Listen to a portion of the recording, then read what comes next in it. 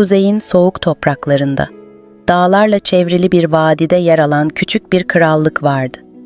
Frostholm adı verilen bu diyar, kışın hüküm sürdüğü ve karın yaz boyunca dahi erimediği bir yerdi. İnsanlar bu soğuk diyara alışmış, kalın kürklerle dolanır, sıcak çorbalardan oluşan öğünlerle hayatta kalırdı. Ancak bu yıl kış her zamankinden daha sert gelmişti. Kar fırtınaları vadiden çıkışı engellemiş, insanlar sadece birbirlerine dayanarak yaşamayı sürdürmüşlerdi.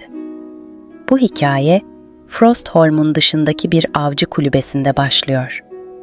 Kulübe, yaşlı bir adam olan Harold ve onun fazlasıyla bilmiş konuşan kargası Eric'e aitti.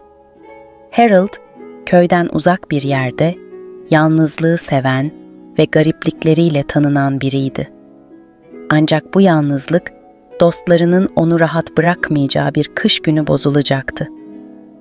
Harold, sabahın erken saatlerinde odun keserken Eric omzuna kondu. "Söyle bakalım Harold, insanları bu kadar sevmezsin ama neden her kış birilerinin buraya gelmesine izin verirsin?"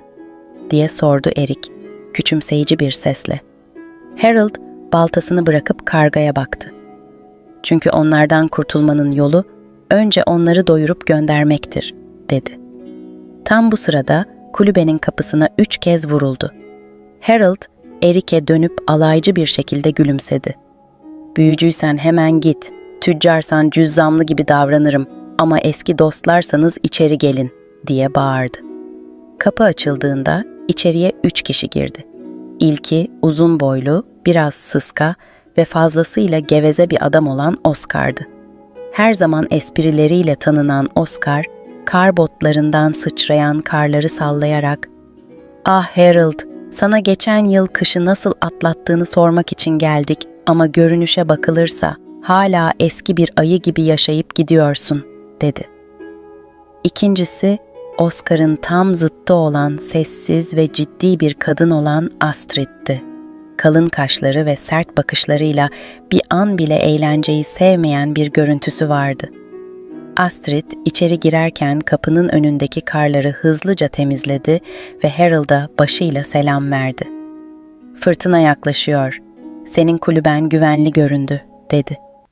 Üçüncü kişi ise grubun tartışmasız en genç üyesi olan Lars'tı.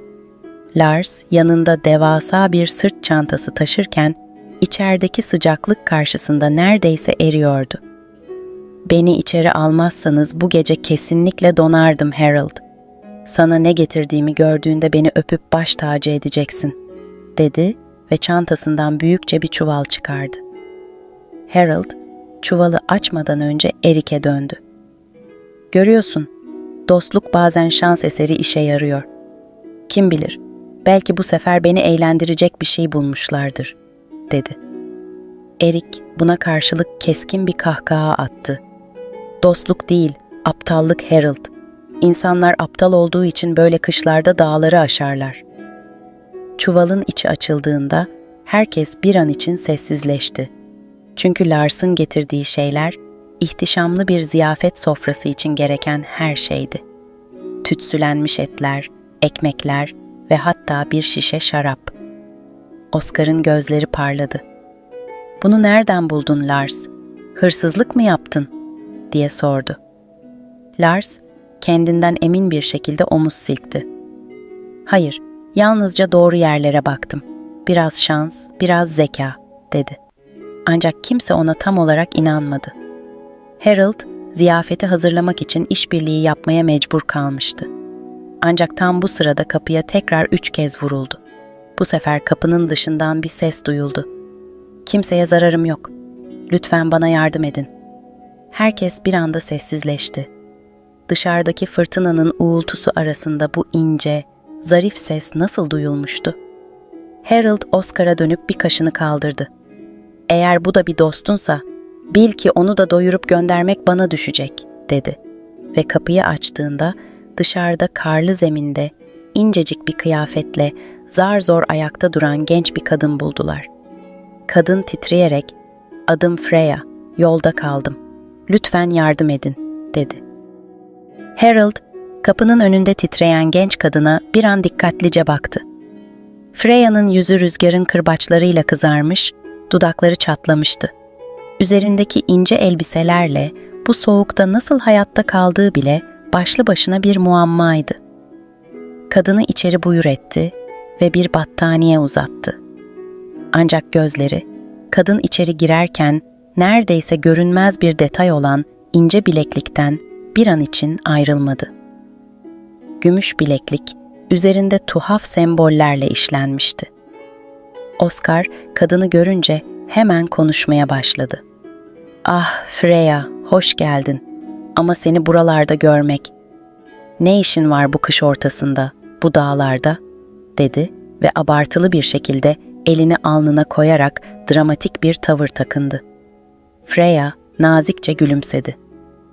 "Yolda kaldım," dedi kısaca, gözlerini kaçırarak. Ancak sesi son derece dikkatli bir şekilde seçilmiş kelimelerden oluşuyordu. Sanki daha fazla açıklama yapmak istemiyor gibiydi. Astrid bu tür şeylerden hoşlanmazdı. Freya'nın anlattığı hikaye ona inandırıcı gelmemişti. Sert bir şekilde, "Buralarda yolda kalacak bir şey yok. Bu kadar kar fırtınasında kimse dağ yolunu seçmez. Kim olduğunu ve neden burada olduğunu açıkla," dedi. Kadın sessiz kaldı. Gözleri bir an Harold'a kaydı. Harold, Astrid'in keskin bakışını umursamadan şömineye birkaç odun daha ekledi. Eric olayları izlerken başını bir yana eğdi ve alaycı bir sesle, "Gümüş bilekliklere dikkat edin dostlar. Bunlar çoğu zaman başımızı derde sokar," diye mırıldandı. Freya bu sözleri duyunca irkildi. Kargaya bakıp, "Konuşabiliyor mu?" diye sordu. Harold gülümseyerek omzunu silkti. "Eric konuşur. Hem de gereğinden fazla. Ama lafı dolandırmayı sevmez. Doğru söyler." Bu sırada Lars, şömine kenarında bir köşeye çökmüş, elindeki şişeden bir yudum şarap alırken, "Bırakın şu sorgulamaları. Belki Freya'yı daha yakından tanıdıkça işler daha ilginç olur. Ayrıca Harold, senin kulübende böyle heyecanlar yaşanmazdı. Şükret," dedi. Harold, Lars'a kaşlarını çattı ama bir şey söylemedi. Freya hala çekingen görünüyordu. Battaniyeye sıkıca sarılmış, ellerini ateşe uzatıyordu. O sırada odada bir sessizlik oldu. Eric bu sessizliği bozdu. "Nereden geliyorsun Freya? Bu kadar basit bir soru neden seni bu kadar rahatsız ediyor?" Freya'nın gözleri bir an parladı, ardından başını eğdi. "Ben kraliyet şehrinden geliyorum," dedi. Sesinde hem bir gurur hem de hafif bir titreme vardı. Oscar'ın gözleri parladı. "Kraliyet şehrinden mi? Frostholm'dan mı? O zaman soylu musun? Bir prenses mi yoksa bir asilzade mi?" diye alaycı bir sesle sordu. Freya bir an için cevap vermedi. Gözlerini yerdeki karanlık gölgelerde gezdirdi. Sonunda, "Hayır, öyle değilim. Ama sarayda bir süre çalıştım," dedi. Astrid, Freya'nın bu sözlerinden hiç etkilenmemişti. "Saraydan neden kaçtın ve neden bu kadar garip sembollerle işlenmiş bir bileklik taşıyorsun? Bu basit bir işçinin takacağı türden bir şey değil," dedi. Freya bileğine sıkıca sarıldı ve hemen battaniyenin altına sakladı. Gözleri panik doluydu. "Bunlar bir hediyeydi," diye mırıldandı. Ancak sesindeki huzursuzluk her şeyi ele veriyordu. Harold, alaycı kahkahalarını bastırmak istercesine yüksek bir sesle, "Yeter," dedi. "Fırtına dinene kadar hepimiz buradayız. Eğer Freya'nın bize anlatmak istediği bir şey varsa, zamanı geldiğinde anlatır. Ama şimdi yemek hazır ve şarabımız var. Daha fazla sorgu yok." Herkes Harold'ın sözlerine boyun eğdi. Oscar, şarabını doldurup Freya'ya bir bardak uzattı. Astrid bu esnada sessizce kenara çekildi ama gözlerini Freya'dan bir an bile ayırmadı. Lars ise kadına sempatiyle yaklaşıp, "Buraların havası serttir ama insanları sıcak. İnan bana, burada güvendesin," dedi. Freya hafifçe gülümsedi. Ancak içinden neler düşündüğünü kimse bilemezdi. Şömine ateşi odadaki gölgeleri dans ettirirken herkes geçici bir huzur bulmuş gibi görünüyordu. Ancak Harold, Eric'in yanına oturup karganın kulağına sessizce "Bu kadının burada oluşu bir felaketin başlangıcı olabilir. Ama neden buraya geldiğini henüz bilmiyorum," diye fısıldadı. Eric başını salladı ve hırıltılı bir sesle "Bileklik Harold, sorunun anahtarı o bileklikte yatıyor," dedi. O gece kar fırtınası dışarıda daha da şiddetlendi. Ancak içeride Freya'nın sırlarının ağırlığı herkesi farklı bir şekilde etkiliyordu. Freya uykuya dalmadan önce bileğini sıkıca tutarken Eric'in gözleri tuhaf bir şekilde parlayan bilekliğe sabitlenmişti. Gece ilerlemiş, fırtınanın uğultusu kulübeyi sarmıştı. Herkes uyumaya çalışırken Harold'un uykusu bir türlü gelmiyordu. Gözlerini tavana dikmiş, Freya'nın getirdiği gizemi düşünüyordu. Onun Frostholm'dan kaçan sıradan biri olmadığı belliydi. Ama bu dağların ortasında bir yabancı ne arıyordu? Şömine ateşi cılızlaşmış, odanın içine uzun gölgeler düşmüştü. Eric, Harold'un omzuna konarak sessizce konuştu. "Harold, gecenin bu saatinde ayakta olman hayra alamet değil. Yoksa bu kadının sırlarını mı düşünüyorsun?" Harold başını çevirip kargaya hafifçe gülümsedi. "Beni tanıyorsun Eric. İnsanların yüzünden okuyabilirim. Ama Freya'nın yüzü bir sır perdesi gibi. Ve o bileklik. Frostholm'da böyle bir işçiliği kim yapar ki?" dedi. Tam o sırada Freya'nın battaniyelere sarılmış halde yatakta kıpırdandığını fark etti. Genç kadın derin bir uykuda gibi görünüyordu ama yüzündeki ifade kabuslar gördüğüne işaret ediyordu. Birdenbire düşük bir sesle mırıldanmaya başladı. "Hayır, beni bulamayacaklar. Sarayı terk ettim. Kimse bilmiyor." Harold bu sözleri duyunca kaşlarını çattı. Eric keskin bir kahkaha atarak "Kimse bilmiyor mu? O zaman neden bu kadar korkmuş görünüyor? Eğer gerçekten kaçtıysa birileri onu arıyor olmalı." O sırada Freya aniden uyanarak doğruldu. Nefesi hızlanmış, yüzü solgundu. Odanın diğer ucunda Astrid de uyanmış, sessizce onları izliyordu. Astrid, Freya'nın bu panik halini görünce daha da şüphelenmişti. "Ne gördün? Kabus muydu?" diye sordu. Ama sesi yalnızca meraktan değil, sorgulayıcı bir tondaydı. Freya bir an tereddüt etti. Gözleri Harold'a kaydı. Sonra tekrar Astrid'e baktı. "Sadece sarayda yaşadığım şeyleri hatırladım. Kötü anılar," dedi. Ama sesi titriyordu ve söylediklerinin bir kısmını sakladığı çok açıktı. Harold ayağa kalktı ve ona su dolu bir bardak uzattı. "Anılar bazen gerçeği saklar," dedi. "Ama anladığım kadarıyla peşinde biri var. Bu doğru mu Freya?" Freya ellerini sıkıca birleştirip başını eğdi. "Beni arıyorlar. Ama nedenini anlatamam. Daha fazla zarar görmek istemiyorum," dedi. Sesi artık çok daha çaresiz çıkıyordu. Lars köşeden uykulu bir sesle konuştu. "Bırakın şu sorguyu. Eğer gerçekten bir tehlike varsa sabaha kadar bir şey olmaz. En azından biraz dinlenelim. Belki Freya sabah daha fazlasını anlatmak ister," dedi. Ancak Harold durumun daha ciddi olduğunu hissetmişti. Freya'nın korkusunun nedeni sadece kaçmak değildi. Kendi içinde çok daha büyük bir ağırlık taşıyor gibiydi. O gece ilerlerken dışarıdaki fırtınanın uğultusu aniden durdu. Bu Harold'ı daha da huzursuz etmişti. Bir fırtına bu kadar aniden bitemezdi. Eric, Harold'ın koluna konarak, "Sessizlik, fırtınadan daha korkutucudur. Dışarıda bir şey var Harold, hissediyorum," dedi. Harold bir eline baltasını alıp kapıya doğru ilerledi. Kapının önünde durup dışarıya baktı. Göz alabildiğine karla kaplı vadide kimse görünmüyordu. Ama uzaklarda, karanlığın içinde belirsiz bir hareket dikkatini çekti. Bir gölge ağaçların arasında geziniyordu. Tam o sırada içeriden Astrid'in sesi duyuldu. "Harold, bir şey mi gördün?" Harold kapıyı kapatarak kaşlarını çattı.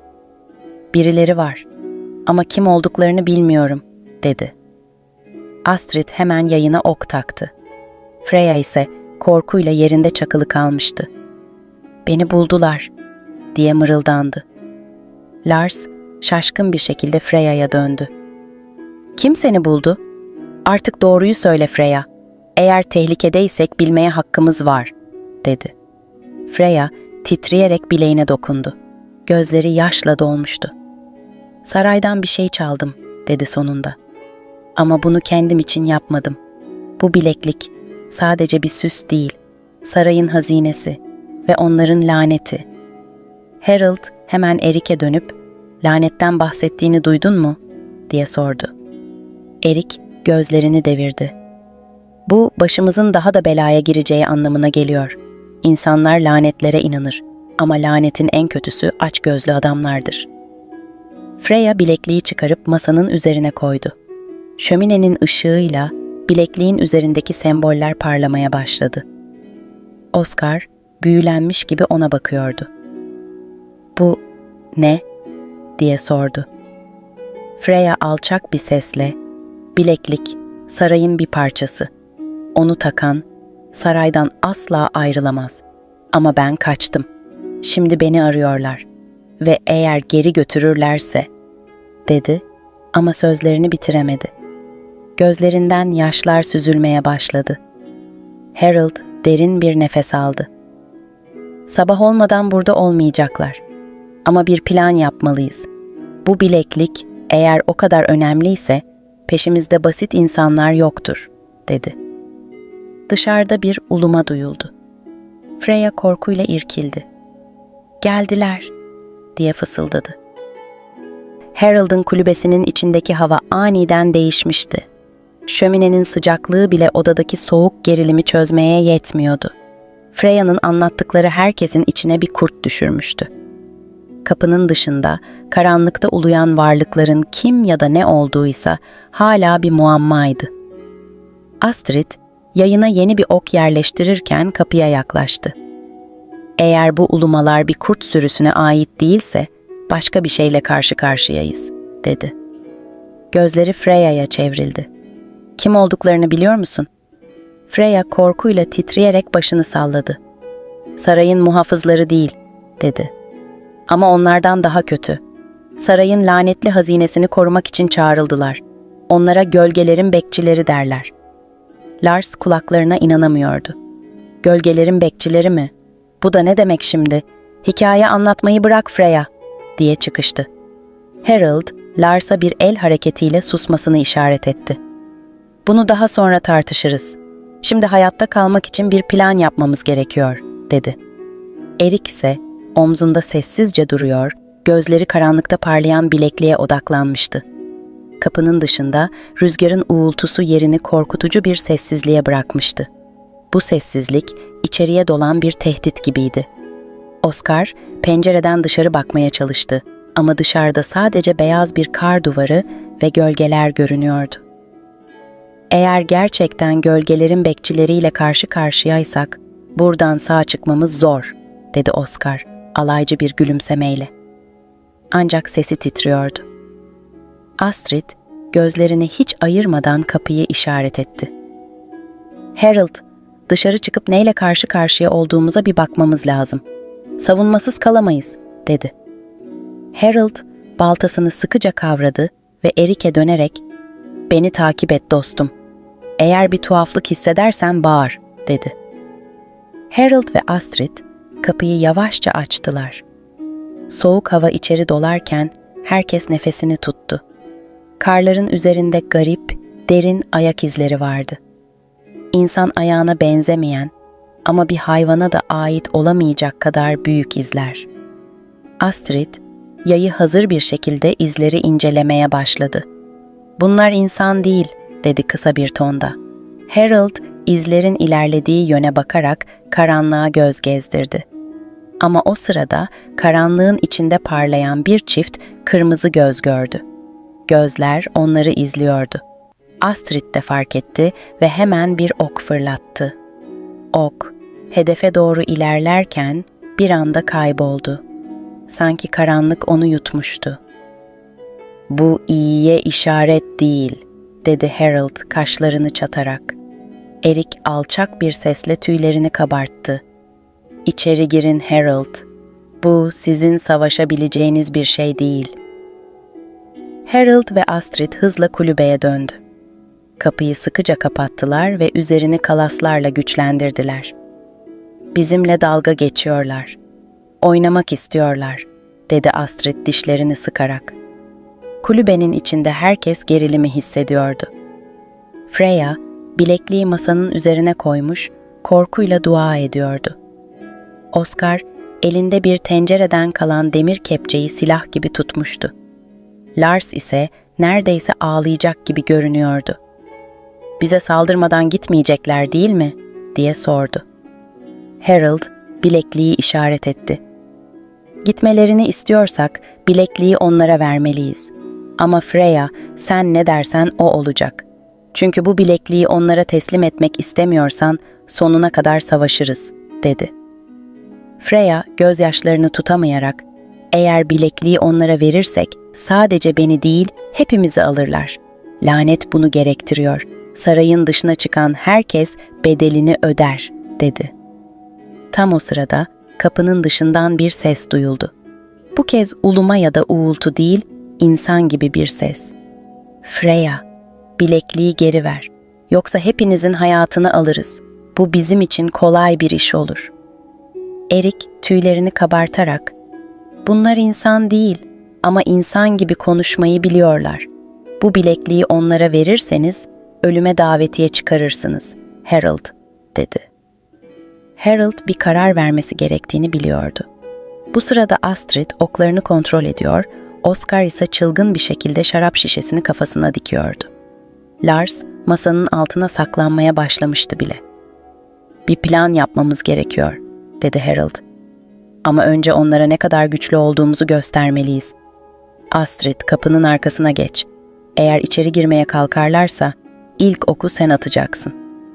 Freya korkuyla başını sallayarak, "Beni bırakın," dedi aniden.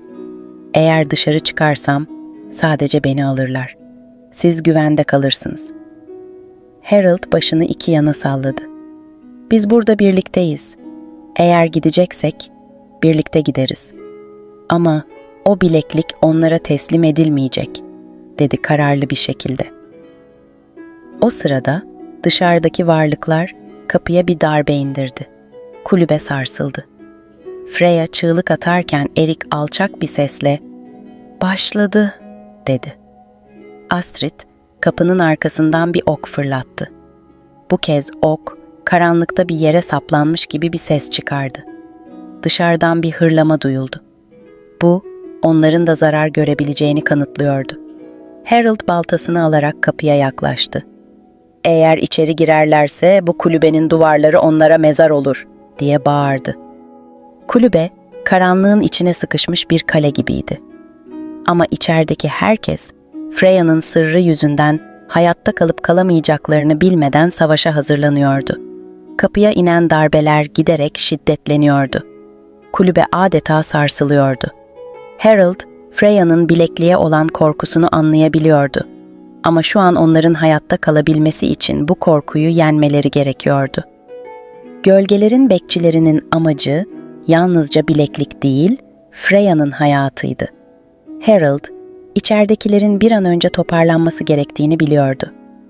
Oscar, elindeki kepçeyi havaya kaldırarak bağırdı. "Harold, planın ne? Yoksa birilerini kurban mı edeceğiz? Ben çok genç ölmek istemiyorum." Astrid, okları sıralarken ona ters bir bakış attı. "Senin ne kadar genç olduğundan emin değilim ama eğer bu kadar konuşmaya devam edersen, önce ben seni öldürebilirim," dedi soğuk bir sesle. Freya, masanın üzerindeki bilekliğe baktı. Gözleri dolmuştu. "Bu lanet yüzünden hayatım mahvoldu," diye fısıldadı. "Ama size de zarar vermek istemiyorum." Harold, elindeki baltayı kavrayarak Freya'ya yaklaştı. "Zarar göreceksek, bunu senin yüzünden değil, korkularımız yüzünden göreceğiz. Bu lanet ne olursa olsun, Biz buradan sağ çıkacağız. Ama bunu ancak birlikte başarabiliriz, dedi. Freya bir süre Harold'a baktı. Ardından derin bir nefes alarak bilekliği eline aldı. Eğer bu bileklik onların istediği şeyse, o zaman onlara istediklerini verelim. Ama onların oyununa biz karar vereceğiz, dedi. Freya'nın bu sözleriyle birlikte odadaki hava değişti. Harold bir plan yapmış gibi görünüyordu. Erik hafifçe kanatlarını çırparak, "Bundan emin misiniz? Eğer bu bilekliği onların eline verirseniz bu sadece bir başlangıç olur," diye uyardı. Harold kargaya gülümseyerek, "Planım bu değil," dedi. "Bu bileklik bizim son kozumuz. Onlara göstereceğiz ama vermeyeceğiz." Astrid yayına son bir ok yerleştirirken başını salladı. "Eğer bu onların dikkatini dağıtacaksa doğru zamanda saldırırız," dedi. Kapının dışındaki varlıklar sabırsızlanıyordu. Bir kez daha kapıya ağır bir darbe indi. Ardından tiz bir ses duyuldu. "Freya, o bilekliği bize ver. Yoksa hepinizi karın altında bırakırız." Harold kapıya yaklaşıp seslendi. "Almak istediğiniz şey burada. Ama o kadar kolay olmayacak. Eğer cesaretiniz varsa bizi içeri girip alın." Dışarıdaki karanlık bir an sessizleşti. Ardından tiz bir kahkaha duyuldu. "Senin cesaretini sevdik Harold. Ama bu gece karlar altında son bulacaksınız." Bir anda kapı büyük bir gürültüyle yerinden fırladı. İçeriye karla birlikte gölgelerden oluşmuş korkutucu varlıklar doldu. Onların yüzü yoktu ama hareketleri insan gibi çevikti. Freya korkuyla geri çekilirken Astrid yayıyla bir gölgeye ok fırlattı. Ok, gölgenin içinde kayboldu ama varlık aniden geriledi ve bir çığlık attı. "Onlar ölümsüz değil," diye bağırdı Astrid. Harold baltasıyla bir gölgeye saldırdı. Karanlık varlık baltanın darbesiyle geriye savruldu ama tamamen yok olmadı. "Zayıf noktaları var. Freya, o bileklik ne yapıyor? Anlat," diye bağırdı Harold. Freya korkuyla ellerini bilekliğe koydu. "Bu bileklik onları kontrol edebilir ama sadece doğru kelimelerle," dedi. "Peki bu kelimeleri bilmiyor musun?" diye sordu Lars köşeye sinmiş halde. Freya gözlerini kapatıp derin bir nefes aldı. "Biliyorum ama çok tehlikeli." Harold kararlı bir şekilde Freya'ya döndü. "Eğer bir şey yapmazsan hepimiz burada öleceğiz." Freya titreyerek bilekliği havaya kaldırdı ve eski bir dilde birkaç kelime mırıldandı. O anda bileklik parlamaya başladı. Gölgeler ışık karşısında geri çekilirken tiz çığlıklar atmaya başladılar. Freya kelimeleri tekrar etti. Parlayan ışık kulübenin içine yayıldı ve gölgeler yavaş yavaş buharlaşıp kayboldu. Sonunda yalnızca bir sessizlik kaldı. Kapının dışındaysa sadece karın sesi duyuluyordu. Her şey sakinleştiğinde Freya yere çöktü. Yorgunluktan bitap düşmüştü.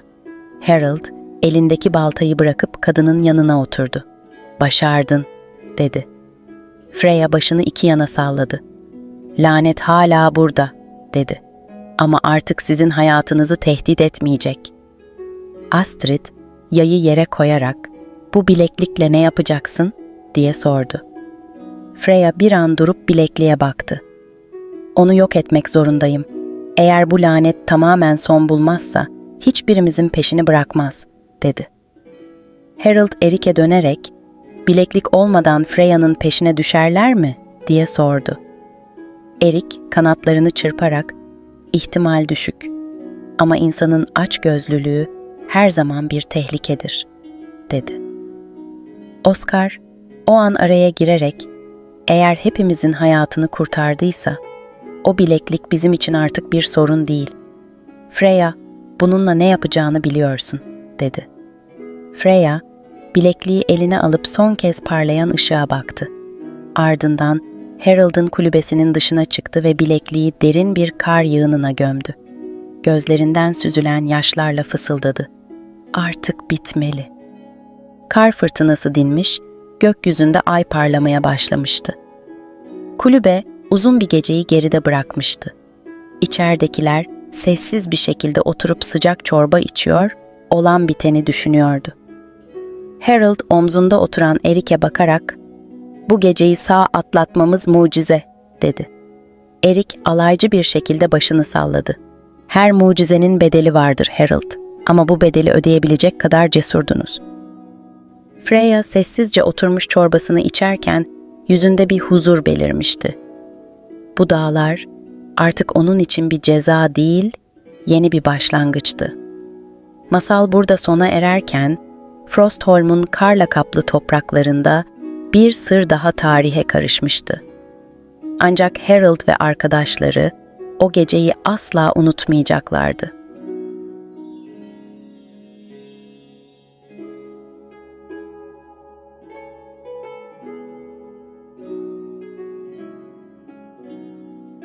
Eski çağların birinde karla kaplı dağların eteklerine kurulmuş küçük bir kasaba vardı. Bu kasabanın adı Windhelm'idi. Halkı soğuk ve zorlu kışlara alışkındı. Evlerin çoğu taş ve ahşaptan yapılmıştı.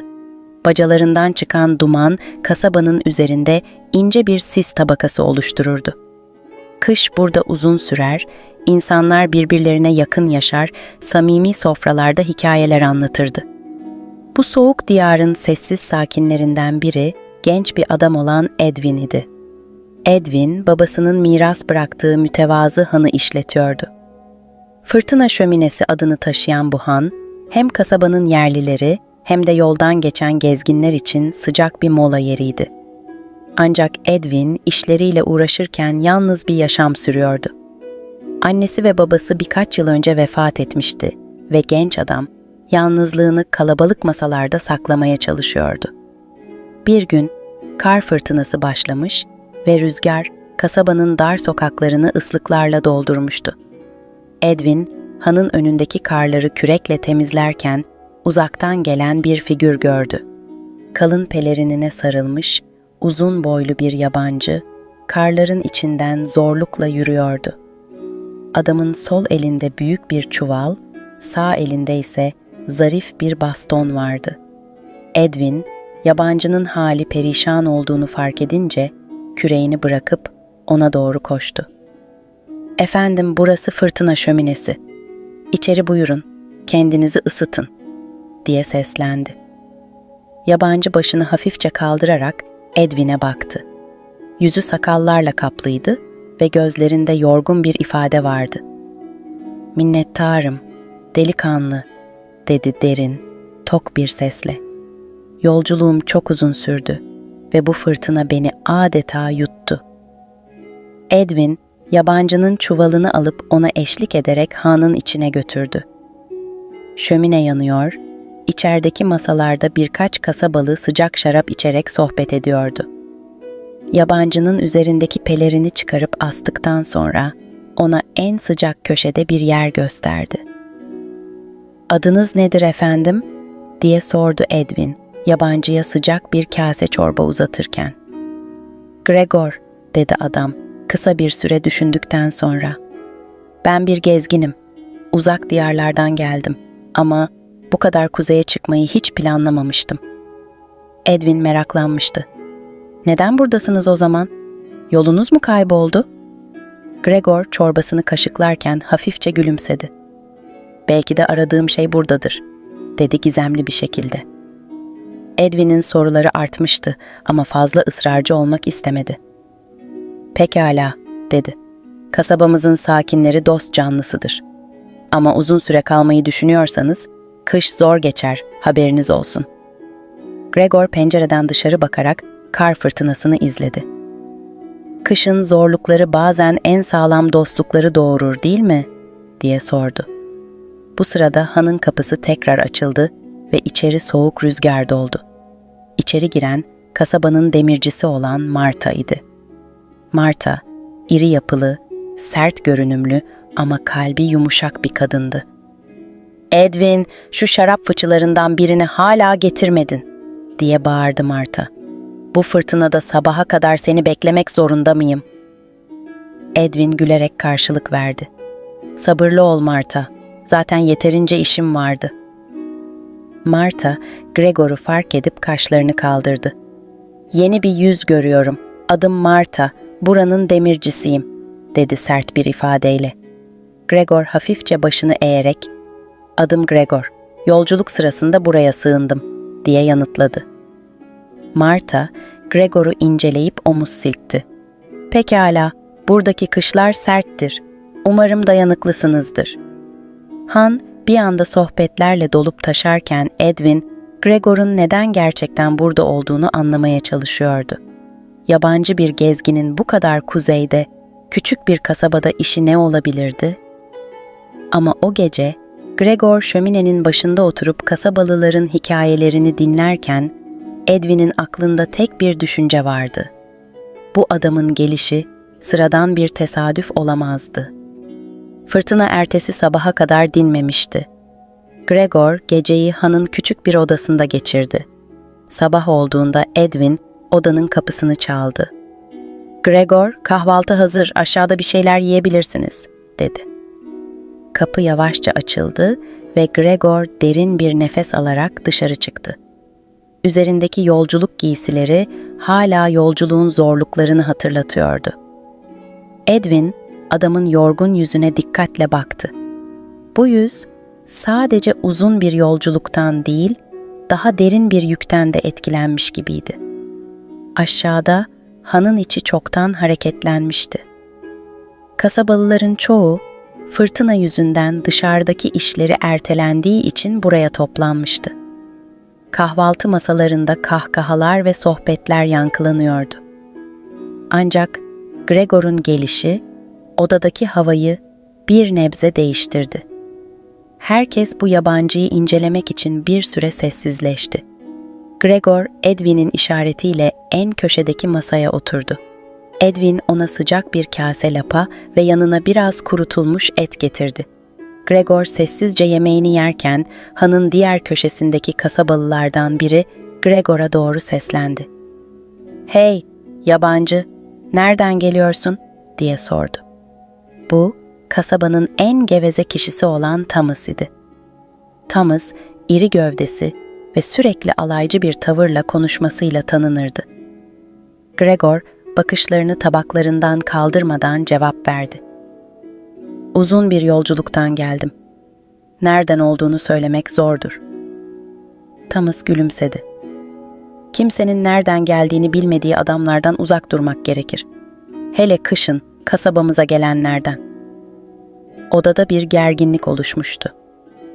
Thomas, sohbetin sınırlarını zorlamayı severdi ama bu kez kasabanın diğer sakinleri bile bu tavrı fazlasıyla kaba bulmuştu.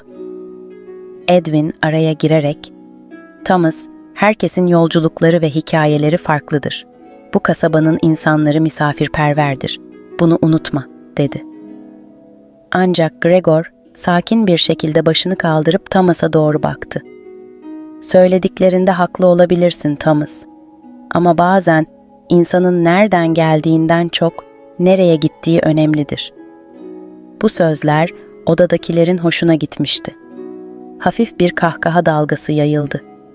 Thomas alaycı bir şekilde omuz silkip başka bir şey söylemeden sustu. Ancak Edwin, Gregor'un bu soğukkanlı tepkisinden etkilenmişti. Bu adam sadece bir gezgin değildi kesinlikle. O günün ilerleyen saatlerinde Edwin, Gregor'un Han'ın köşesinde oturup bir şeyler yazdığını fark etti. Adam bir harita ya da notlar üzerinde çalışıyor gibiydi. Edwin, masasına yaklaşarak konuşmaya cesaret etti. "Ne yazıyorsunuz Gregor?" diye sordu. Gregor, kısa bir tereddütten sonra bir parşömen rulosunu Edwin'e gösterdi. Üzerinde dağlar, nehirler ve kasabalar çizilmişti. "Bu eski bir harita," dedi. "Bir yere ulaşmaya çalışıyorum ama bazı yollar kapanmış görünüyor." "Peki bu kadar kuzeyde ne arıyorsunuz?" "Buralar pek yolculuk edilecek bir yer değil," dedi Edwin. Gregor derin bir nefes alarak biraz düşündü ve cevap verdi. "Bazı borçlar ödenmelidir Edwin ve ben ödemem gereken bir borcun peşindeyim." Edwin'in aklı karışmıştı ama daha fazla sormadı. Ancak Gregor'un bu sözleri kasabaya neden geldiğini daha da gizemli hale getirmişti. O sırada hanın kapısı hızla açıldı ve içeri soğuk bir rüzgar doldu. Gelen kişi Marta idi. Bu kez yüzü öfkeden kıpkırmızıydı. "Edwin, dün gece fırtına yüzünden ahırıma bir yabancı girmiş, atlarımı korkutmuş ve bu sabah atlardan biri yoktu," diye bağırdı. Herkes bir anda sessizleşti. Marta'nın bakışları doğrudan Gregor'a yöneldi. "Yabancı, bu işte senin bir parmağın mı var?" diye sordu sert bir sesle. Gregor soğukkanlılığını koruyarak ayağa kalktı. "Hanımefendi, ben bu hana gece yarısından sonra girdim ve odama çekildim. Fırtınada kimsenin ahırınıza girecek hali olacağını sanmıyorum." Marta buna kolay kolay inanacak biri değildi. "Kim olduğunu bilmiyoruz. Yolculuğunun sebebini bilmiyoruz. Buraya geliyorsun ve hemen sonra sorunlar başlıyor." Edwin araya girdi.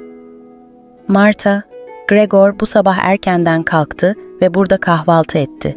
Onun ahırda işi yoktu." Ancak Marta geri adım atmıyordu. "Kasaba halkının huzurunu bozan her kimse bir an önce bulunmalı. Bu yabancı da gözüm üzerinde olacak." Gregor Marta'ya bakarak hafifçe başını eğdi. "Endişelerinizi anlıyorum. Eğer yardımım dokunacaksa kasabanız için elimden geleni yaparım," dedi sakin bir şekilde. Marta bir süre durup düşündü. Sonra sinirle homurdanarak handan çıktı. Ancak bu olay odadaki diğer insanlarda bir güvensizlik havası yaratmıştı. Gregor masasına geri dönüp sessizce oturdu ama Edwin bu yabancının daha fazla soruyla karşılaşacağını biliyordu. O gece kasaba yine karlarla örtülmüştü ama bu kez hava kadar soğuk olan bir şey daha vardı. Gregor'un üzerindeki gizem. Marta'nın suçlamalarından sonra kasabanın havası değişmişti. Gregor artık sadece bir misafir değil, aynı zamanda bir şüpheliydi. Halk arasında gece kaybolan atla ilgili fısıltılar dolaşıyor, gözler sürekli Gregor'u izliyordu. Edwin, kasabalıların bu kadar çabuk yargıya varmasına öfkelenmişti. Ama Gregor'un sessiz ve sakince durması ona da garip geliyordu. Sabah olduğunda Edwin, Gregor'u hanın arkasındaki avluda buldu. Gregor, karların üzerinde oturmuş, elindeki küçük bir bıçağı inceliyordu. Edwin bir süre durup onu izledi. Gregor'un elleri soğuktan çatlamış ama ustalıkla bir şeyler oyar gibi görünüyordu. "Gregor," diye seslendi Edwin. "Kasabada herkes seninle ilgili konuşuyor. Ama sen hiçbir şey söylemiyorsun. Bu seni rahatsız etmiyor mu?" Gregor başını kaldırıp Edwin'e baktı. "Bir gezgin, gittiği her yerde sorularla karşılaşır. Eğer her şeye açıklama yapmaya çalışırsam yolculuğum hiç bitmez," dedi sakince. Edwin kaşlarını çattı. "Ama bu kez durum farklı. Kasabalılar seni suçluyor. Bir şey söylemelisin." Gregor elindeki bıçağı cebine koyarak ayağa kalktı. "Edwin, bazen insanlar anlamadıkları şeylerden korkar. Ancak korkularını yatıştırmak için doğruları bilmek zorunda değiller.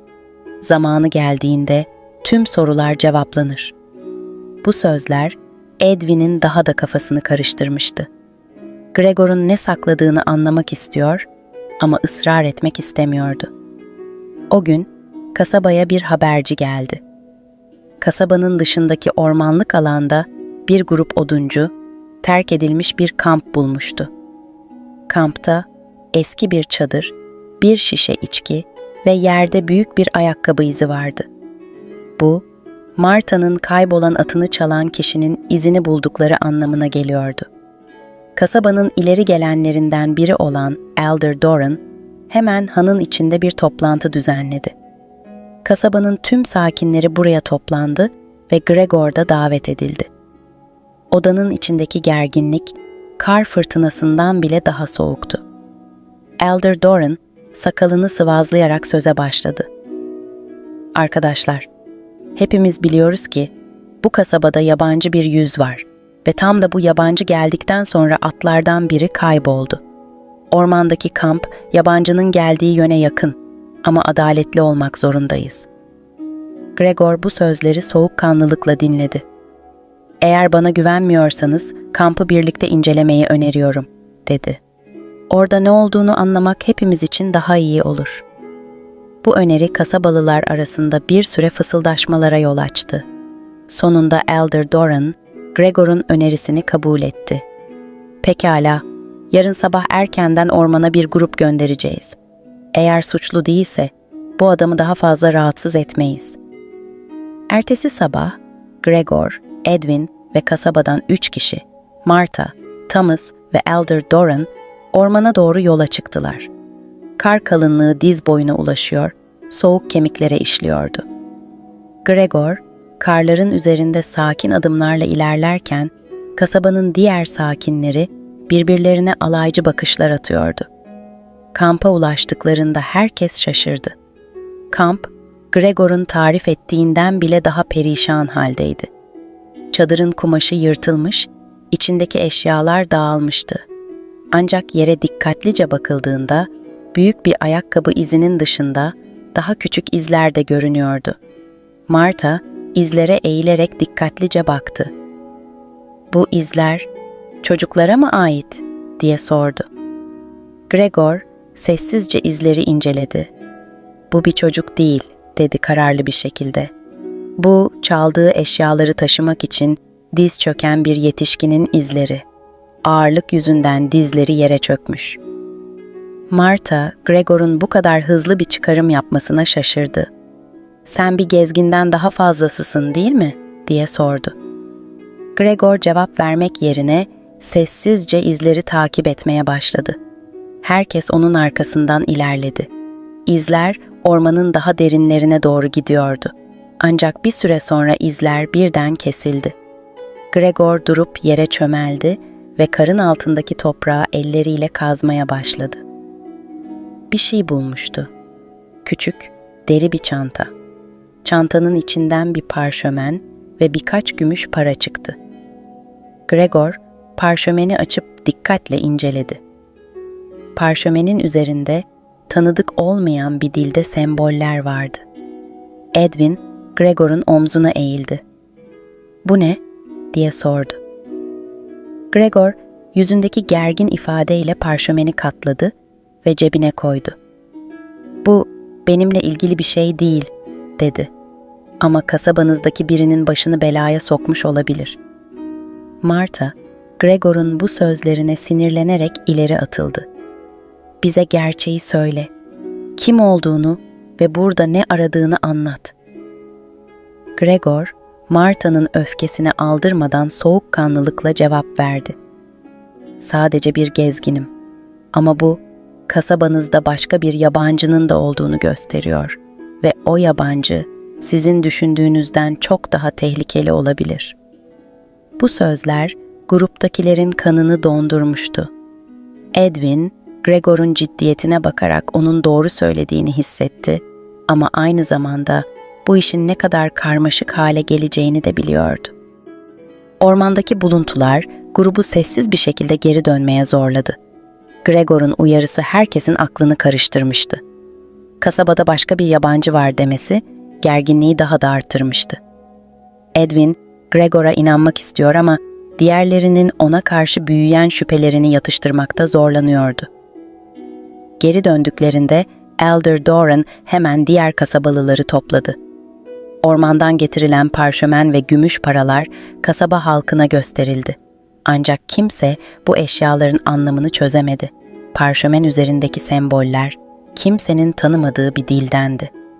"Bu yabancıya daha ne kadar güveneceğiz?" diye seslendi Thomas kalabalığın içinden. "Bu parşömen açıkça onunla ilgili. Bizimle oyun oynuyor."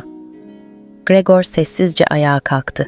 Gözlerini kalabalığın üzerine gezdirdi ve derin bir nefes aldı. "Bu semboller benimle ilgili değil," dedi sakin ama güçlü bir sesle. "Ama bu kasabada başka bir yabancı daha olduğunu biliyorum ve o kişi, sizi asıl tehlikeye atan kişi." Martha öfkeyle ileri atıldı. "Biz bu kasabada herkesi tanırız. Eğer bir yabancı daha varsa, onu nasıl fark etmeyiz?" Gregor, kalabalığın içinde gezinen bakışlarını durdurdu ve yavaşça konuştu.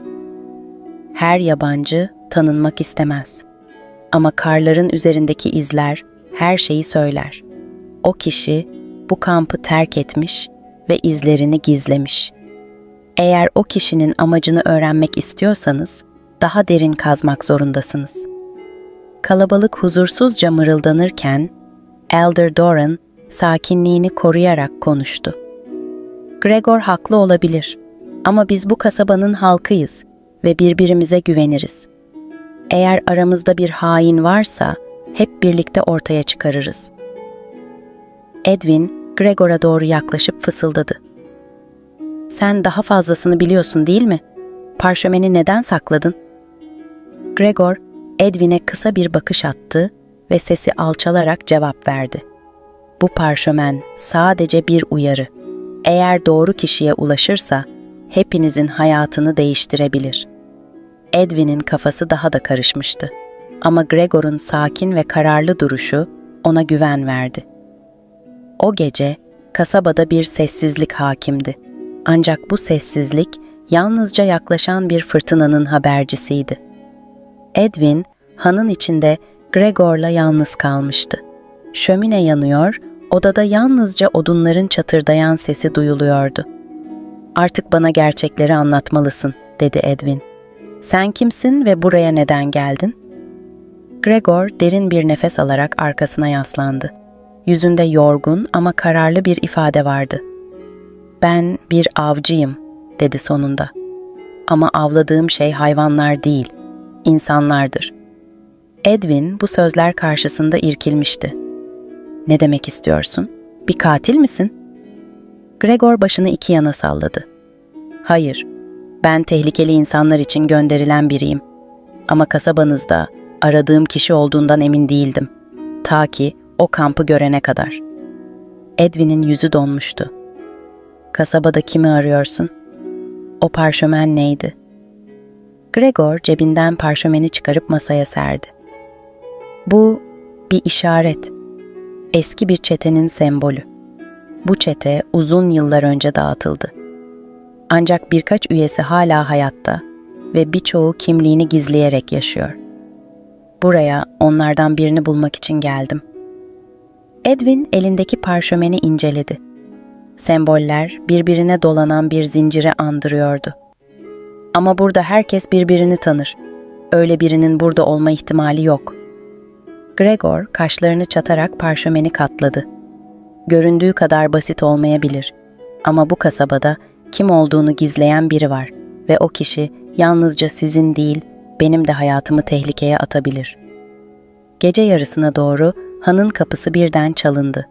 Edwin irkilerek kapıyı açtı. Gelen Marta'ydı. Ancak yüzü korkuyla bembeyazdı. "Edwin," dedi nefes nefese. "Ahırımı tekrar kontrol ettim. Orada biri var." Edwin Gregor'a dönüp onun da kalktığını gördü. Gregor üzerine pelerinini alarak Marta'ya baktı.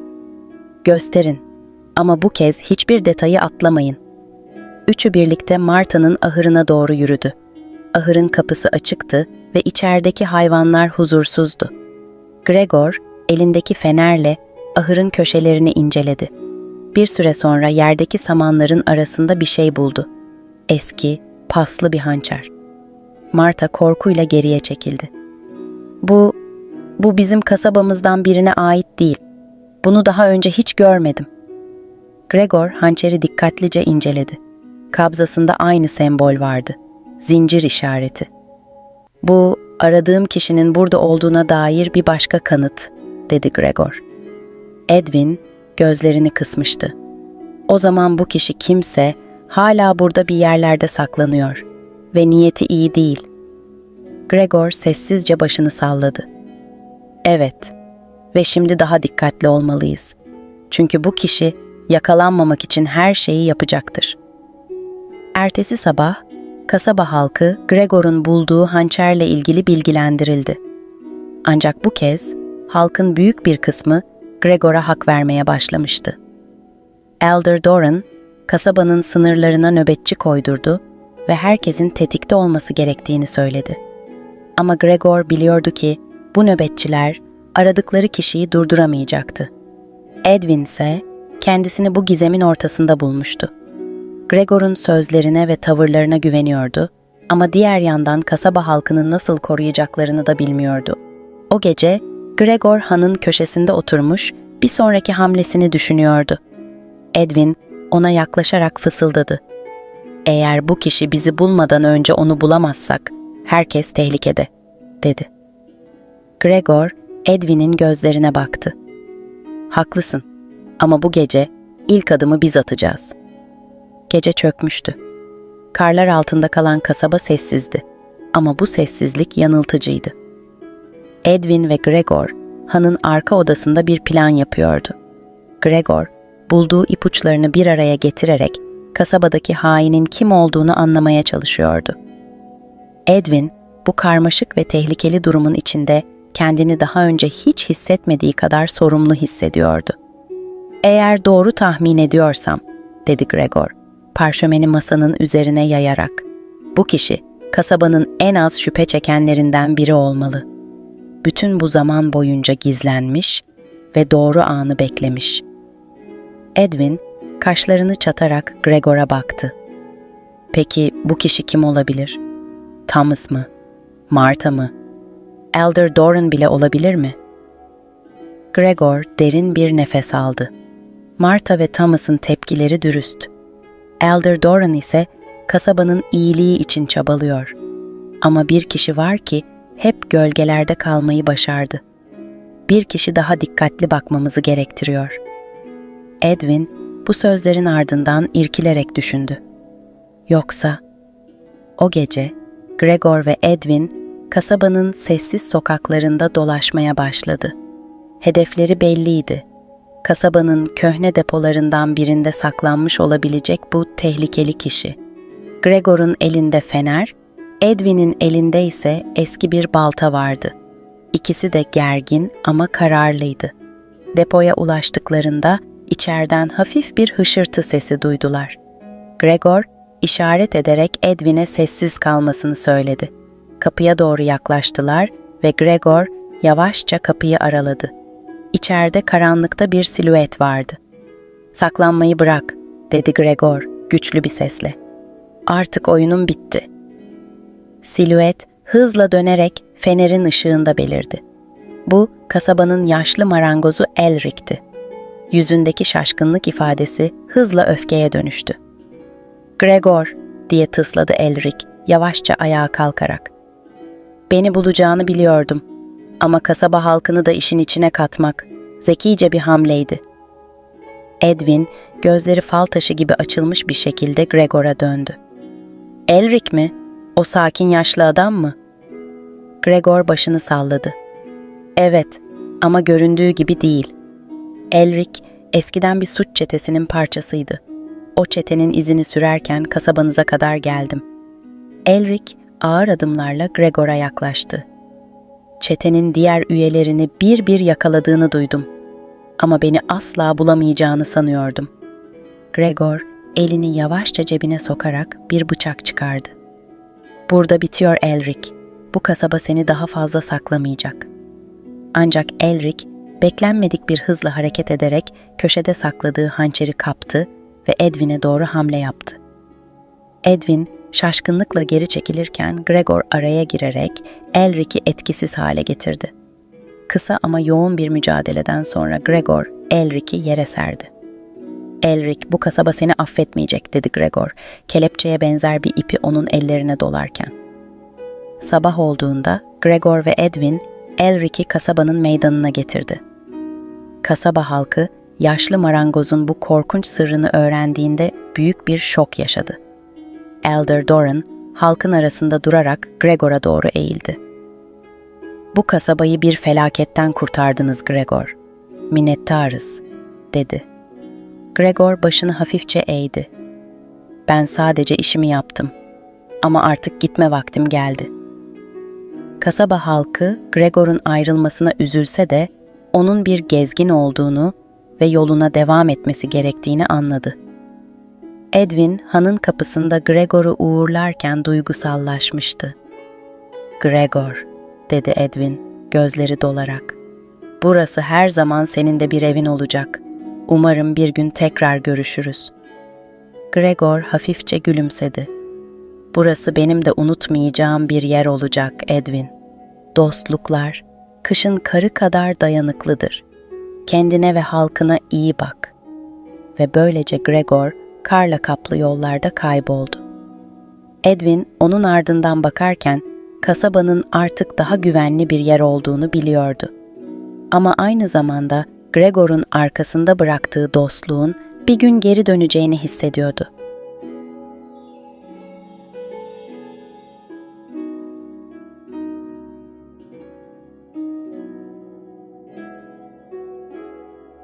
Eskiden öylesine sert bir kış olmuştu ki, insanların donan nehirlerden geçmek için köprüye ihtiyaç duymadığı, ağaçların dallarında biriken karların kütleler halinde yere düşerek yürüyenleri korkuttuğu bir dönemdi. Kuzeyin uzak bir köşesinde, dağların arasında sıkışıp kalmış Wintersbell adında bir kasaba vardı. Bu kasaba, kışın en yoğun yaşandığı yerlerden biriydi. Öyle ki burada kar, baharı unutmuş gibi hiç erimezdi. Kasabaya bir sabah yıpranmış bir arabayla gelen yabancı, herkesin ilgisini çekti. Arabayı süren, ince uzun boylu, kulağında sıra dışı büyük bir kürkten yapılma şapka taşıyan bir adamdı. Bu adamın adı Cedric Frostwood idi. Cedric bir avcı olduğunu söylüyor ve elindeki harap olmuş haritalarla ormanlarda kaybolmamak için kendini oldukça tecrübeli zannediyordu. Ama Cedric'in asıl amacı, kasabayı çevreleyen dağlarda dolaşan ve büyülü olduğu söylenen bir geyiği avlamaktı. Efsanelere göre bu geyik yakalanabilirse sahibine ömür boyu zenginlik ve talih getiriyordu. Kasabanın tek hanı olan Kartüyü Hanı'na varır varmaz Cedric sobanın hemen yanındaki masaya oturdu. Bir yandan ellerini ovuştururken bir yandan da oradan buradan duyduğu garip hikayeleri anlatmaya başladı. Hanın sahibi olan huysuz ama fazlasıyla meraklı Margot, onun laflarını kesmeden dinliyordu.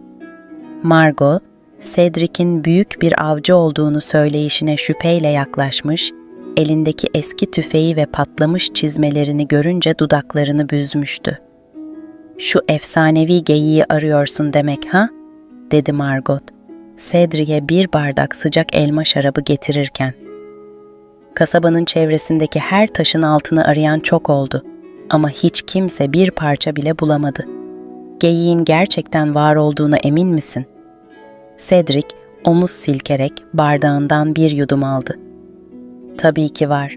Efsaneler yalan söylemez Margot Hanım. İnsanlar yeterince cesaretli değil, hepsi bu. Onlar yürüyen kar yığınları yüzünden geri dönmüş olabilir ama ben vazgeçmeyeceğim." Margot kaşlarını kaldırıp dudaklarını büzdü.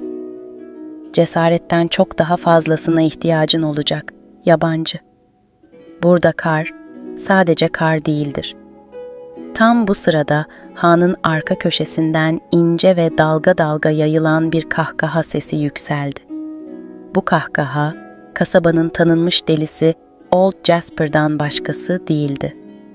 Jasper, Cedric'e eğilmiş, alaycı bir ifadeyle konuşuyordu. "Efsanevi geyik, ha? Şuna bakın hele. Ormana daha adım atmadan kendini kahraman ilan etmiş bir başka cesur avcı.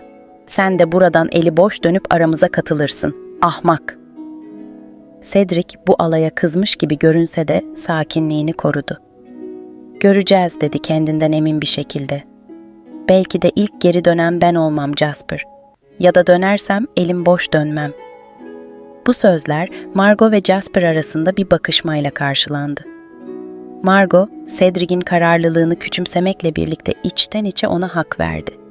Ama Wintersbell sakinleri arasında kimse Cedric'in gerçekten bu geyiği bulabileceğine inanmıyordu. Çünkü kimse bu kar fırtınalarının ve ürpertici sessizliğin arasında efsanelerin saklandığı yerlere ulaşmaya cesaret edememişti. O gece Cedric bir köşede sobanın sıcağında uyuyakaldı. Ancak kar fırtınasının sesleri bile rüyalarını huzursuz etmeye yetiyordu. Rüyasında devasa bir beyaz geyik gördü. Geyik, parlayan altın gözlerle ona bakıyordu ve boynuzlarının arasındaki kar taneleri adeta birer yıldız gibi parıldıyordu. Cedric tam ona yaklaştığında geyik gülünç bir şekilde kafasını sallayıp karların arasında kayboldu. Cedric geyik uzaklaştıkça onun peşinden bağırıyordu. "Dur, seni yakalayacağım." Ancak bu bağırış gerçek dünyada rüyadan sıçrayarak uyandığında bir kahkaha tufanına dönüştü. Margot ve Jasper, Cedric'in yatakta kıvranmasını uzaktan izleyip kıs kıs gülüyorlardı. "İyi şanslar avcı," dedi Jasper. "Geyik seni yemeden önce yakalarsan ne âlâ." Sabahın ilk ışıklarıyla birlikte Cedric üzerine kalın kürklerini geçirip tüfeğini omzuna astı. Kar tüyü hanının girişinde onu uğurlamak için toplanmış birkaç meraklı kasabalı vardı. Kasabanın delisi Jasper, her zamanki alaycı haliyle onu süzerken kahkahasını bastırmaya çalışıyordu. "Şu botlarınla 2 adım bile atamazsın," dedi Jasper, Cedric'in eskimiş ve delik deşik olmuş çizmelerine bakarak. "Kendine yazık edeceksin avcı." Cedric bu laflara kulak asmadı. "Bu botlar birçok maceraya şahit oldu. Bana gayet yeter, merak etme," dedi ve sert bir şekilde yürüyerek kasabalıların arasından geçti. Kasaba sakinleri arasında en sessiz olan Margot'tu. Cedric'e bir süre baktıktan sonra cebinden eski püskü bir harita çıkarıp ona uzattı. "Bu harita seni dağların eteğindeki eski avcı kulübesine götürebilir," dedi. "Oradan öteye gitmek cesaret ister. Ama ormanın içindekiler seni kolay kolay bırakmaz, benden söylemesi." Cedric haritayı alıp başıyla teşekkür etti. "Beni hiçbir şey korkutmaz Margot. Bunu hepiniz göreceksiniz." Cedric, kasabadan ayrılır ayrılmaz kar fırtınası daha da şiddetlendi. Göz gözü görmüyordu. Rüzgarın uluması, sanki onu caydırmaya çalışan bir hayaletin sesi gibiydi. Ancak Cedric, soğuğa ve zorlu şartlara alışkındı. Ormanın girişine yaklaştığında, ağaçların dallarındaki karların birer perde gibi aşağı döküldüğünü fark etti. Sanki orman, Cedric'in gelişini engellemeye çalışıyordu. Bir süre yol aldıktan sonra, Margot'un tarif ettiği avcı kulübesini buldu. Kulübe, karla örtülmüş bir çatı ve yarısı çürümüş bir kapıdan ibaretti. İçeri girdiğinde, içeride terk edilmiş eşyalarla dolu bir oda buldu. Duvarlarda eski tüfekler asılıydı ve köşede paslanmış bir soba duruyordu. Sobayı yakmaya çalışırken birden dışarıdan garip bir ses duydu.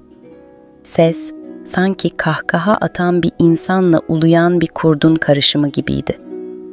Cedric hemen tüfeğini kaptı ve dışarı çıktı. Karların üzerinde hiçbir iz yoktu ama ağaçların arasında bir hareket sezdi. "Kim var orada?" diye bağırdı. Ancak cevap gelmedi. Cedric bir süre bekledikten sonra yeniden kulübeye döndü. Ama içine garip bir huzursuzluk çökmüştü. Sanki bir çift göz karanlıkta onu izliyordu. Ertesi sabah Cedric yoluna devam etmek üzere hazırlandı. Ancak kulübenin kapısını açtığında kapının önünde oturmuş yaşlı bir adam buldu. Adam kocaman bir kürk manto giymiş ve elindeki sopaya yaslanmış halde Cedric'e bakıyordu. Uzun, karla kaplı sakalı ve garip bir şekilde pırıl pırıl parlayan gözleri vardı. "Ormana yalnız mı gidiyorsun genç adam?" dedi yaşlı adam. "Bu topraklarda yalnız kalmak pek akıllıca değildir." Cedric, ihtiyarın varlığına şaşırsa da soğukkanlılığını korudu. "Ben yalnız kalmaya alışkınım yaşlı adam. Eğer bir derdin yoksa yolumdan çekil." Ancak ihtiyar Cedric'in sözlerine aldırmadan gülmeye başladı. "Cesur olduğun kadar kibirlisin de. Ama bil ki bu orman kibirli avcıları yutmasıyla ünlüdür. Yine de sana yardım edeceğim. Çünkü sen eğlenceli birine benziyorsun." Cedric, adamın bu sözlerinden pek hoşlanmadı ama onunla tartışacak vakti olmadığını düşündü. "Sen kimsin?" diye sordu. İhtiyar sopasına yaslanarak doğruldu. "Ben bu ormanın rehberiyim. Beni takip edersen seni doğru yola götürürüm. Ama başka bir yol seçersen kar yığınları arasında kaybolup gidersin." Cedric bir süre düşündü. "Bu ormanı tek başıma geçebilirim," dedi. İhtiyarın rehberliğine ihtiyaç duymadığını ima ederek. Ancak ihtiyar sadece gülümseyerek Cedric'i izledi. "Öyle olsun," dedi yaşlı adam omuz silkerek. "Ama unutma avcı, bazı yollar yalnız geçilmez. Umarım bunu çok geç olmadan anlarsın." Cedric, ihtiyarın uyarısını dikkate almasa da aklının bir köşesine yazdı. Ardından tüfeğini sıkıca kavrayıp ormanın derinliklerine doğru yürümeye başladı. Ancak her adımında ihtiyarın kahkahasının rüzgarla birlikte arkasından yankılandığını hissediyordu. Orman, Cedric'in hayal ettiğinden çok daha ürkütücüydü. Ağaçların arasında her bir adımı karın altında saklanmış dalları çatırdatıyordu. Sessizlik o kadar yoğundu ki Cedric, kendi nefes alışını bile duyabiliyordu. Ama bu sessizlik aynı zamanda tuhaftı. Kuşların, kurtların ya da herhangi bir hayvanın sesi duyulmuyordu. Tam o anda Cedric'in ileride karların üzerinde duran büyük bir silüeti fark etti. Gözlerini kıstığında onun bir geyik olduğunu gördü. Ancak bu sıradan bir geyik değildi. Tüyleri kar kadar beyaz, gözleri ise alev gibi parlıyordu. Cedric'in kalbi hızla çarpmaya başladı. Geyik sanki Cedric'le alay eder gibi ona bir bakış atıp karların arasında kayboldu. Cedric hiç düşünmeden onun peşinden koşmaya başladı. Ancak birkaç adım attıktan sonra ayağı karla örtülmüş bir çukura takıldı ve yere düştü. Dizlerini tutarak kalkmaya çalışırken arkasında bir ses duydu. Bu sefer çok daha yakındı. "İşte şimdi oyun başlıyor avcı," dedi ihtiyarın tanıdık sesi. Ancak Cedric arkasına döndüğünde kimseyi göremedi. Cedric, ihtiyarın sesini duyduktan sonra bir an duraksadı. Karların üzerine düşmüş halde çevresine dikkatle baktı ama hiçbir şey göremedi. Sanki ses rüzgarla birlikte gelmişti. İçinde beliren tedirginliği bastırarak yeniden ayağa kalktı ve tüfeğini sımsıkı tuttu. Bir süre ilerledikten sonra tekrar o beyaz geyiğin izlerini gördü. Karda kalan ince, zarif izler Cedric'i ormanın derinliklerine doğru çekiyordu. "Bu sefer seni yakalayacağım," diye mırıldandı. Ancak adımları her zamankinden daha ağır geliyordu. Sanki orman onu yavaşlatmaya çalışıyordu. Rüzgar daha sert esiyor, dallardan düşen karlar Cedric'in omuzlarını eziyor gibiydi. Cedric, izlerin bir noktada kesildiğini fark etti. Geyiğin geçtiği belli olan açıklıkta karlar tertemiz bir şekilde yayılmıştı. Tuhaf bir şeyler vardı. Kar burada gereğinden fazla düzdü, fazla sakin. Bir an durup düşündü. "Belki de bir tuzak kuruyorsun, öyle mi?" dedi kendi kendine. Geyiğin oyun oynadığını hissetmişti. Ama Cedric vazgeçecek biri değildi. Tüfeğini dikkatle omzuna yerleştirip izleri takip etmeye devam etti. Birdenbire karın altındaki bir tabaka çatırdamaya başladı. Cedric daha ne olduğunu anlamadan yere çöküp ayaklarının altındaki karların kaybolduğunu fark etti.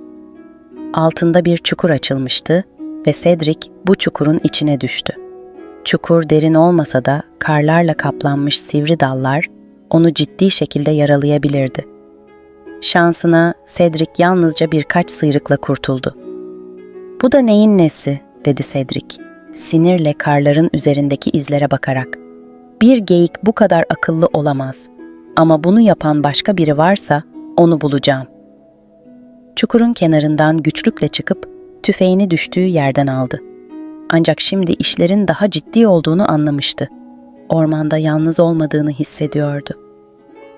Cedric daha dikkatli adımlarla yoluna devam etti. Her adımında arkasında birilerinin yürüdüğünü hissediyordu. Dönüp baktığında karların üzerinde yalnızca kendi ayak izlerini görüyordu. Ama his oradaydı. Birileri onu izliyordu. Belki de o ihtiyar. Karanlık iyice çökmeye başladığında Cedric bir açıklığa ulaştı. Açıklığın ortasında devasa bir meşe ağacı yükseliyordu. Ağacın dalları ağır kar yüküyle aşağı sarkmıştı. Ama dalların arasında bir şey dikkatini çekti. Parlayan bir çift göz. Gözler ağacın dalları arasında hareket ediyordu. Cedric tüfeğini kaldırıp dikkatle nişan aldı. Ama tam o anda ağacın altında bir kahkaha duyuldu. Bu kahkaha Jasper'ın hanın köşesinde alaycı şekilde güldüğü anları hatırlatıyordu. Tam o sırada beyaz geyik birdenbire açıklığın diğer ucunda belirdi. Cedric bu kez tereddüt etmeden koşmaya başladı. Ancak geyik yine ormanın derinliklerine doğru kayboldu. Onun peşinden gitmek istiyordu ama içindeki bir ses "Dur!" diye bağırıyordu. Cedric sonunda geyik izini kaybedip bir ağacın dibinde oturmak zorunda kaldı. Nefes nefese kalmıştı. Etrafındaki sessizlik bir kez daha onu tedirgin ediyordu. Karın üzerine oturmuş düşünürken tanıdık bir kahkaha sesi tekrar yankılandı. Başını çevirdiğinde yine o yaşlı adamı gördü. İhtiyar aynı kürk mantosuyla Cedric'e doğru yaklaşıyordu. "Sana yalnız gitme demiştim değil mi?" dedi alaycı bir gülümsemeyle. Cedric ayağa kalktı, sinirle ihtiyara döndü. "Bu senin işin mi? O çukuru sen mi kazdın?" İhtiyar kahkahayla başını salladı. "Ben bir şey yapmadım. Ama bu ormanda her şey geyiği korumak için yapılır. Onun peşindeysen ormanın kendisi bile senin düşmanın olur." Cedric ihtiyara inanıp inanmamak arasında kaldı. Ama bir yandan da yardımına ihtiyaç duyduğunu anlamıştı. "Eğer bu kadar çok şey biliyorsan beni geyiğe götür. Onu bulmam gerek." İhtiyar sakalını sıvazladı. "Geyik seni bulur avcı. Ama asıl soru şu, onu yakaladığında ne yapacaksın? Geyiği gerçekten öldürmek mi istiyorsun?" Cedric, ihtiyarın sorusuna cevap veremedi. Neden bu geyiğin peşinden gittiğini kendine bile açıklayamıyordu. Zenginlik mi? Ün mü? Yoksa sadece bir efsaneyi gerçeğe dönüştürmek mi? İhtiyar, Cedric'in tereddütünü fark etti. "Geyik seni seçti. Ama oyun daha bitmedi. Bakalım, gerçekten avcı mısın? Yoksa sadece ormanın başka bir kurbanı mı?" Cedric, ihtiyarın bu sözlerine aldırış etmeyip tüfeğini sırtına astı.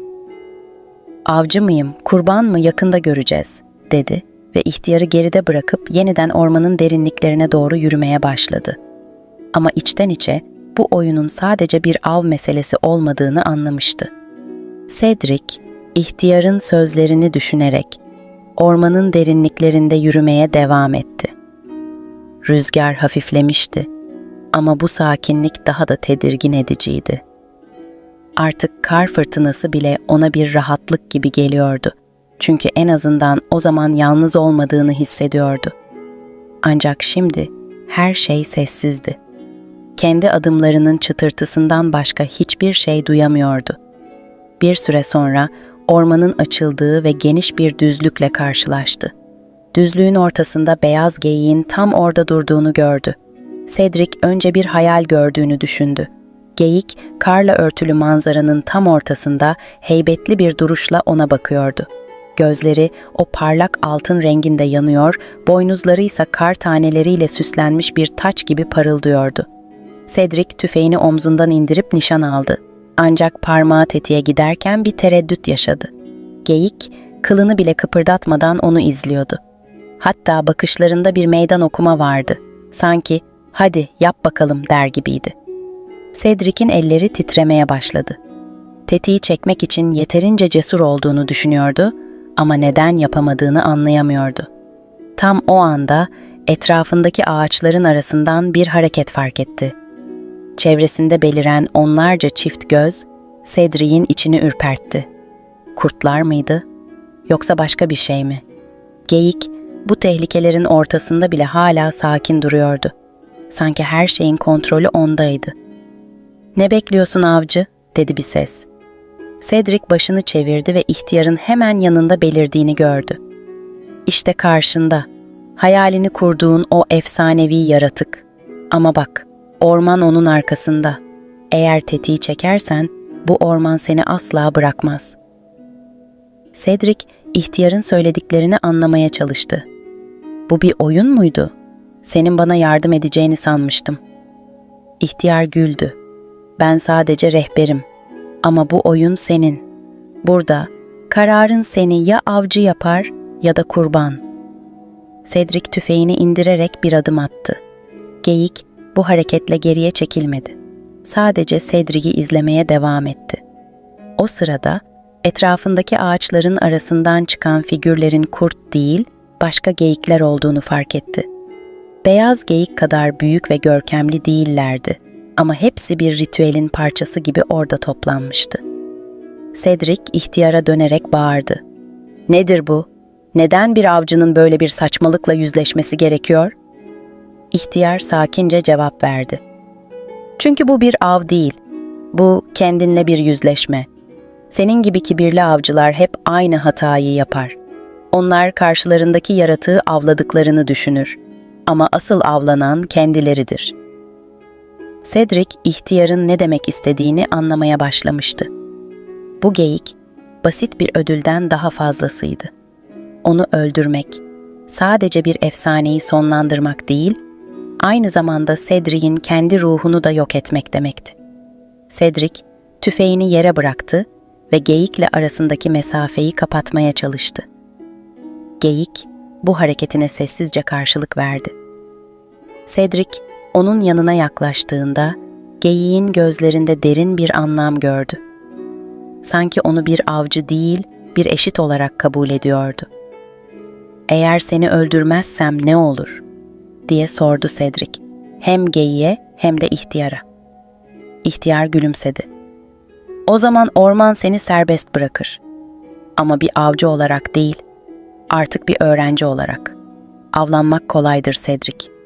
Ama anlamak, asıl mesele budur." Cedric başını salladı. "Anladım," dedi. Sonra derin bir nefes aldı ve beyaz geyiğe doğru son bir adım attı. Geyik başını ona doğru eğdi ve gözlerini Cedric'in gözleriyle buluşturdu. O anda Cedric, yalnızca bir avcı olmadığını, bu ormanın ve bu efsanenin bir parçası olduğunu hissetti. Geyik, Cedric'in yanında sessizce durdu. Bir süre sonra Cedric geri çekildi. Tüfeğini omzuna aldı ama bu kez onu bir daha kullanmayacağını biliyordu. Beyaz geyik sonunda yavaşça geri çekildi ve diğer geyiklerle birlikte karların arasında kayboldu. Cedric bir süre onların ardından baktı. Artık bu ormanın bir düşmanı değil, bir parçasıydı. İhtiyar, Cedric'in yanına gelip elini omzuna koydu. "Şimdi sen de bir efsane oldun," dedi. "Ama bu efsane yalnızca senin içinde yaşayacak." Cedric derin bir nefes alıp kasabaya geri dönmek üzere yola koyuldu. Gözlerinde artık kibir yerine bir huzur vardı. Çünkü avlamaktan çok daha büyük bir şey başarmıştı, anlamıştı. Cedric, tüfeği omzunda kasabaya geri dönerken orman artık eskisi kadar korkutucu görünmüyordu. Karların üzerinde yürürken ilk kez çevresindeki sessizliği keyifle dinledi. Orman sanki onu uğurluyor, bir zamanlar tehdit gibi görünen rüzgar ise artık sakin bir melodi çalıyordu. Kasabanın ışıkları görüş alanına girdiğinde içini garip bir rahatlama kapladı. İnsanlarla dolu kar tüyü hanını ve Jasper'ın alaycı kahkahasını özlemiş olduğunu fark etti. Ama bu sefer farklı bir Cedric olarak geri dönüyordu. Ormana girerken kendisini büyük bir avcı olarak görüyordu. Şimdi ise yalnızca bir adam olduğunu ama bu haliyle bile yeterli olduğunu anlamıştı. Kar tüyü hanına girdiğinde içerideki herkes başını çevirip ona baktı. Üzerindeki karları silkip sobanın yanındaki eski masaya oturdu. Margot tezgahın arkasından dikkatle Cedric'i süzüyordu. Tüfeğini boş olarak masanın üzerine koyduğunda Margot dayanamadı ve sordu. Nerede o efsanevi beyaz geyik? Onu avladın mı?" Cedric bir an duraksadı. Ardından hafifçe gülümseyerek başını salladı. "Hayır," dedi.